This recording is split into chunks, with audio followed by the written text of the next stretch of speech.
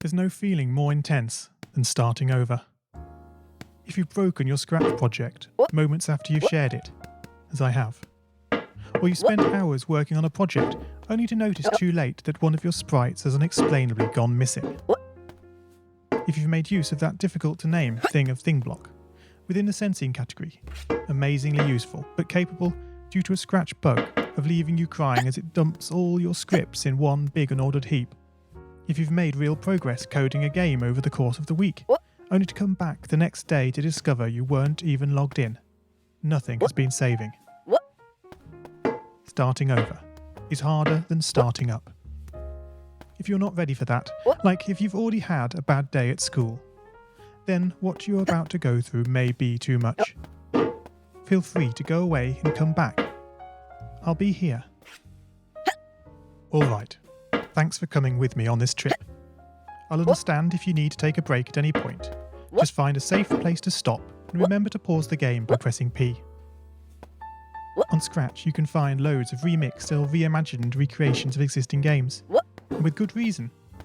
George Bernard Shaw said, "Imitation is not just the sincerest form of flattery, it's the sincerest form of learning." This game is a recreation of a game that came out in 2017, titled Getting Over It with Bennett Foddy. That game in turn was a homage to a free game that came out in 2002.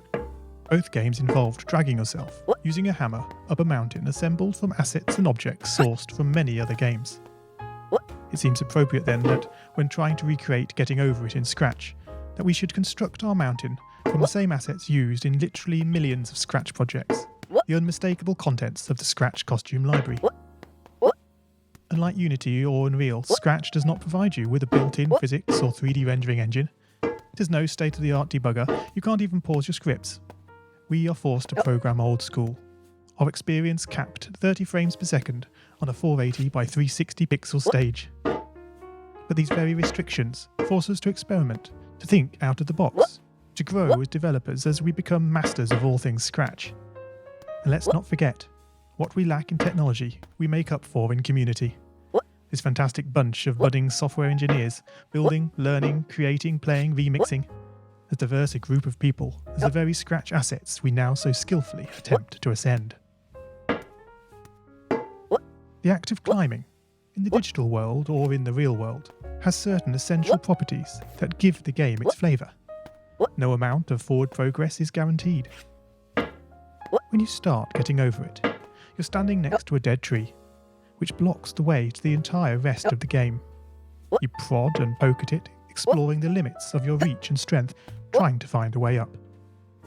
When starting a new Scratch project, that initial blank slate is both refreshing and at times a little scary.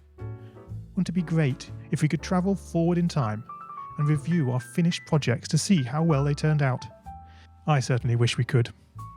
The real draw of coding, what gives it that special zing, is the challenge of accomplishing something you've never done before. At this point, you don't want to fall into the trap of rushing in